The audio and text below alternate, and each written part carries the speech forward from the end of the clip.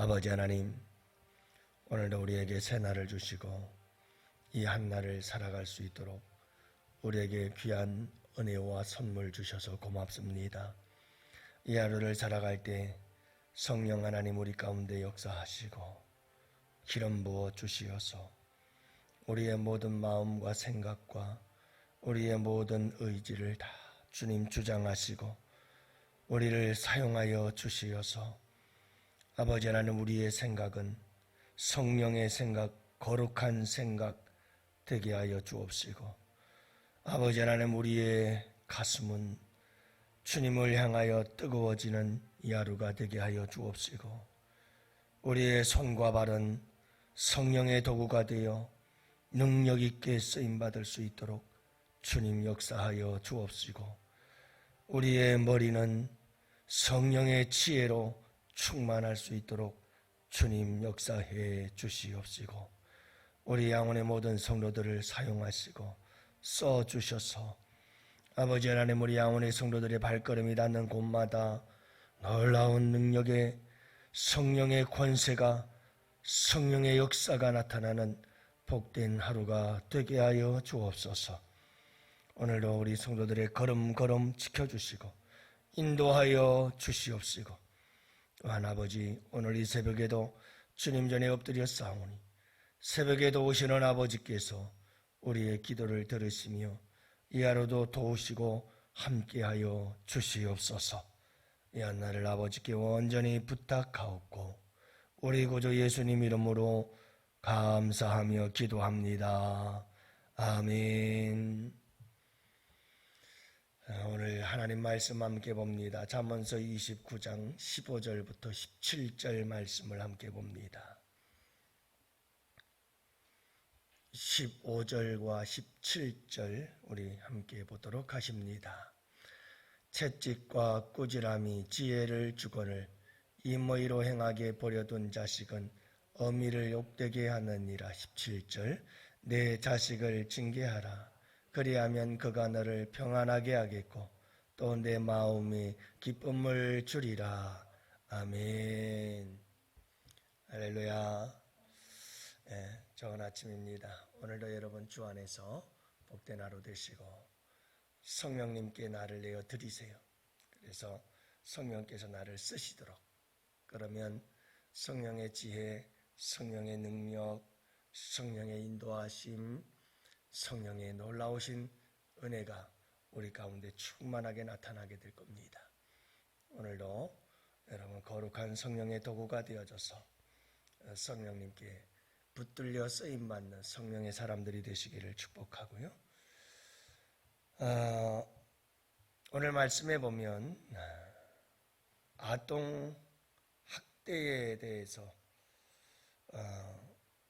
어떻게 해야 될까 하는 것에 대한 이야기가 아니겠는가, 이렇게 생각이 들어요. 요즘 뉴스에 아동 학대에 대한 문제가 계속해서 나오고 있거든요. 자녀 처벌을 어떻게 해야 될 것인가. 이제는 부모들이 절대로 자녀들 처벌 못하죠. 이제 그 자녀 처벌법이 통과가 되면요, 아무리 부모래도 아이들에게 손을 댔다가는 아이들이 바로 신고해버립니다. 그러면 경찰에서 바로 달려나오죠. 그래서 부모가 체포됩니다. 이런 문제를 놓고 찬반 논란이 뜨겁죠. 아동학대가 잇따르자 자녀처벌법을 만든다. 뉴스의 헤드라인들을 보면 그렇습니다. 학대 막아야 21대 국회, 징계권 삭제, 아동법안 다수 발의, 이런 이야기들이 많이 나오고 있고요. 줄이는 아동학대, 자녀 체벌 금지 법제화 추진, 아동학대 악용 체벌 금지, 전문가들 방치하란 말 아니야. 이렇게 부모 회초리법으로 뺏는다. 그래서 아동학대의 징계권 삭제를 추진한다. 이런 말이 자꾸 나오는데, 그게 뭐냐 하면 우리나라의 민법 915조에 의하면은 친권자는 자녀를 보호하고 교육하기 위해 필요한 징계를 할 수 있다라고 되어 있는데 이걸 삭제해버리는 겁니다. 그러니까 부모 친권자들은 아이들에게 교육을 하고 또 그 아이들을 필요한 징계를 할 수 있다는 걸 딱 삭제를 해서 부모가 자녀를 징계할 수 없게 만들겠다 이 말입니다. 여러분들은 어떻게 생각하세요? 자녀 회초리 금지 부모에게 맡겨야 어떤 것에 찬성을 합니까? 부모가 자녀들을 징계할 수 없도록 해야 된다. 아니면 계속해서 유지를 해서 자녀들이 잘못된 길 가면 혼도 내고 야단도 치고 매도 들고 해야 된다. 이거 막 서로 논쟁이 뜨겁고 서로 각자의 입장에서 주장들을 하고 있는 모습을 보게 되어집니다. 성경은 뭐라고 말할까요? 오늘 본문의 말씀은 이렇게 말하죠. 채찍과 꾸지람이 지혜를 주거늘 이모이로 행하게 버려둔 자식은 어미를 욕되게 하느니라. 이렇게 말합니다.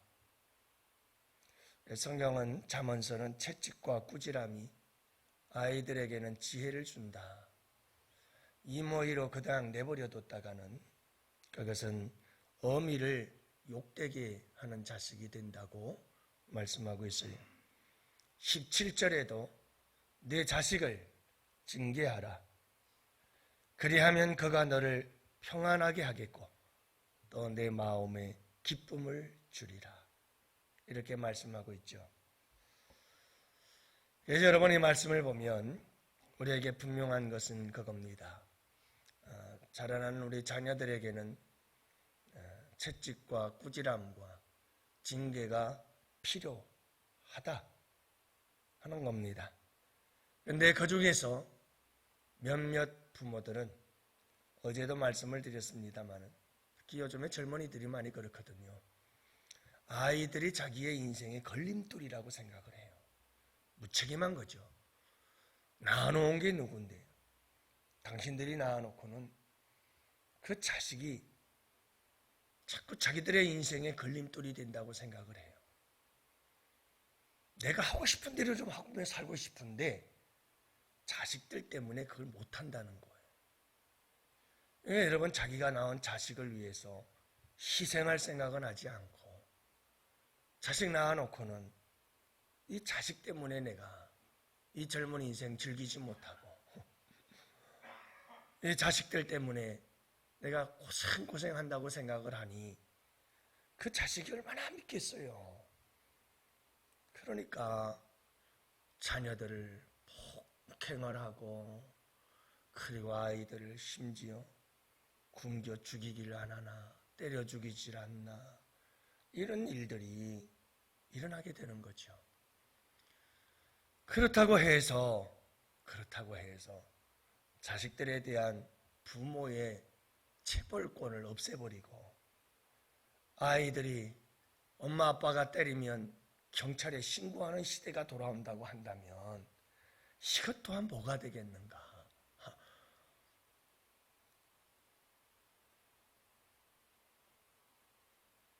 참 이것도 국가적으로 보면 고민이 아닐 수가 없어요.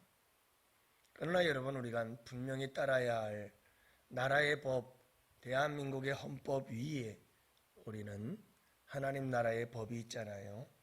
하나님 나라의 말씀이죠. 여러분 하나님 말씀은 분명히 말해요. 우리 자녀들에겐 분명히 채찍과 꾸지람과 징계가 필요하다. 이것을 여러분들이 꼭 기억해야 할 것이고요. 문제는 꾸지람과 채찍과 징계 그것이 우리 한국 부모들은 꼭 감정이 실려 있어요. 그래서 화가 나서 여러분들 한번 생각해 보세요. 우리 부모들이 자녀들을 채찍질하고 꾸짖고 징계를 할 때 상황을 가만히 돌아보세요. 분명한 게 뭐냐 하면 화가 나 있어요. 그러나 여러분, 서구 유럽의, 미국의 이런 부모들이 자녀들을 혼내는 걸 한번 보세요. 절대 화가 나 있질 않아요. 그리고 정확하게 뭐가 잘못된 것인지를 얘기를 하고 어떻게 해야 되는지를 분명히 이야기를 해요. 근데 우리 한국의 부모님들은 너무나 감정적이어서 화부터 내기 시작하고, 어떤 때는 내가 뭘 잘못했는지도 모르고 얻어맞는 아이들 참 많아요. 왜냐하면 부모님들이 그걸 설명을 안 해줘요. 일단 때리는 것부터 시작하죠. 그러니까 애들은 잘 모르거든요. 그런데 모르는 아이들에게 자곤자곤 설명을 안 해주고 무조건 잘못했다고 때리니까 일단 맞고 봐요. 그리고 나서 나중에 자라서 보면 그렇게 잘못해서 내가 맞았던가 보구나 하고 나중에 알게 돼요. 근데 그게 아픔이 되고 상처가 되거든요. 여러분, 우리에게 중요한 것이 뭐냐면 이런 부분들이에요. 우리는 인간이라고 하는 존재는 성경에서 말씀하시기를 채찍과 꾸지람과 징계가 반드시 있어야 된다.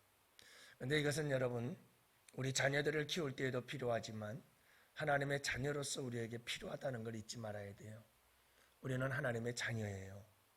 하나님은 우리를 키우시고 하나님께서 우리를 성장하게 하시고 자라게 하시고 하나님께서 우리의 자녀들을 어떻게 양육하는가, 하나님께서 하나님의 자녀들을 양육하실 때 채찍질 하셔요. 하나님께서 하나님의 자녀들을 양육하실 때 회초리를 쓰셔요. 징계도 하시고요, 꾸짖기도 해요. 제가 어릴 때 생각이 나요. 참 그것은 뇌리 속에 탁 박혀서 잊혀지질 않는 한 사건이었어요. 제가 6살 때 겨울, 막 7살 되던 그 겨울부터 제가 교회가 있는 곳으로 이사를 와서, 바닷가가 있는 곳에서 이사 와서 교회를 나가기 시작한 것 같은데요. 그때부터 저는 주일을 딱 한 번 빠졌어요. 국민학교 한 3, 4학년 때인 것 같아요. 딱 한 번 빠졌는데 주일날 못하느라고 빠졌느냐 하면 망둥이 잡으러 가느라고 빠졌어요. 뭐 맨날 바닷가 살고 낚시하러 다녔죠. 근데 그날은 주일날 갔어요. 주일날 갔는데 망둥이도 몇 마리 잡지도 못하고, 그리고 또 굴껍질에 발가락도 찔려가지고 피도 나고, 그냥 뭐 되는 게 별로 없어요. 근데다가 제일 힘들었던 게 뭐냐 하면 내 안에서 성령께서 계속해서 주의를 지킨 것에 대한 죄책감이 끊임없이 내 안에 드는데, 그렇게 망둥이 잡이다 하면 재미있고 신나고 그랬는데 기분도 안 좋은 거예요. 그날이 잊혀지질 않아요, 아직도. 그리고 그날 이후 저는 주의를 범한 적이 없는 것 같아요. 그때부터 제가 알았고 깨닫던 것은 하나님께서 내 안에 계시고 하나님께서 나와 함께 계시면서 하나님께서 나를 이끌어 인도하시는구나 하는 걸 늘 기억하며 살았어요. 저는 우리의 삶 속에서 어려서부터 여러분, 우리가 이렇게 매 삶의 순간순간 하나님께서 우리를 만지시는, 삶 속에서 만지시는 주님의 손길들, 우리의 마음을 만지고, 또 여러분 별것도 아니잖아요. 망둥이 뭐 잡을 때도 있고 못 잡을 때도 있죠. 여러분 갯벌에 가서 망둥이 잡다 보면 여러분 빈 굴껍질에 발가락도 찔려서 피가 날 수도 있지요. 그러나 그게 그냥 우연한 사건이 아니고 이게 하나님께서 내게 주의를 다음부터는 빠지지 말아라 라고 만지시는 하나님의 징계요, 만지심이에요. 채찍이고 회초리고, 여러분 이와 같은 아름다운 삶이 우리 하나님과 우리와의 관계 속에서 함께 만들어져야 된다고 믿습니다. 하나님은요, 우리가 이렇게 자라서 어른이 되고 80, 90 노인이 되어도 하나님은 여전히 우리의 삶 속에서 그런 만지심이 있습니다. 때로는 채찍질하시고, 때로는 울끄짖기도 하시고, 때로는 여러분 징계하시면서 우리를 하나님의 자녀로 바르게 잘 키워가시는 우리 주님이신 줄을 믿으시기 바랍니다. 이게 여러분 영적으로 깨어있고 좀 더 영적으로 경건하고 신령한 사람들은 금방금방 내 삶 속에서 아주 별것도 아닌 삶 속에서도 일상 속에서도 이런 하나님의 만지심을 경험합니다. 깨닫습니다. 압니다. 그런데 영적으로 무뎌진 사람일수록 몰라요. 양심이 무뎌진 사람일수록 이런 주님의 만지심을, 채찍과 꾸지람과 징계하심을 느끼지 못해요. 여러분, 우리는 하나님의 자녀들로서 오늘도 하나님께서 우리를 만지시는, 그래서 징계가 없으면 사생하요. 무슨 말입니까? 내가 잘못된 길 가는데 주님께서 징계하지 않고 만지지 않는다는 것은 그냥 날 버려둔 거죠. 남의 자식인 거예요. 하나님의 자녀가 아닌 거죠. 여러분, 하나님께서 만지심은 귀한 축복인 줄을 믿으시기 바랍니다. 여러분, 우리가 알아야 돼요. 우리에게 때로는 어려움도 고난도 채찍을 맞아서 어렵고 힘든 일을 당할 때 있어요. 그럴 때 그것은 저주다라고 생각하기보다 하나님께서 혹 내가 뭔가 잘못해서 잘못된 길을 가니까 바른 길 가라고 나를 이렇게 만지시는 게 아닐까 하고 생각하고, 여러분, 우리가 내 삶을 돌아보고 회개하고 주님께로 돌아설 수 있는 이런 용기와 믿음이 참 우리 주님 보시기에 기뻐하시는 줄로 믿습니다. 자녀들이 가장 사랑스러울 때가 언제인가? 잘할 때도 너무너무 사랑스럽지만 잘못할 때 야단치고 혼내면 잘못했다고 안 그러겠다고 돌아서서 부모의 품에 안길 때, 그때는 진짜 짠하면서 눈에서 눈물이 나올 만큼 감동이 되잖아요. 우리 주님의 마음이 그래요. 우리 주님의 마음도 우리가 평소 잘할 때도 우리 주님 기뻐하시지만 잘못된 길 가다가 우리 주님께서 너 그러면 안 돼 하고 야단을 칠 때, 여러분, 알았어요 주님, 잘못했어요, 다음부터 안 그럴게요 하고 주님의 품에 안기며 회개하는 모습 보면 우리 주님 마음이 짠하고 감동이 되어져서 우리를 꼭 안아주시는 그런 주님의 따뜻한 용서의 품을 날마다 경험하면 여러분, 우리의 삶은 참 아름답고 행복한 삶이 될 줄로 믿습니다. 오늘도 여러분 하루를 살아갈 때 우리 주님의 그런 아름다운 만지심과 함께 복된 하루가 되시기를 주님의 이름으로 축복합니다.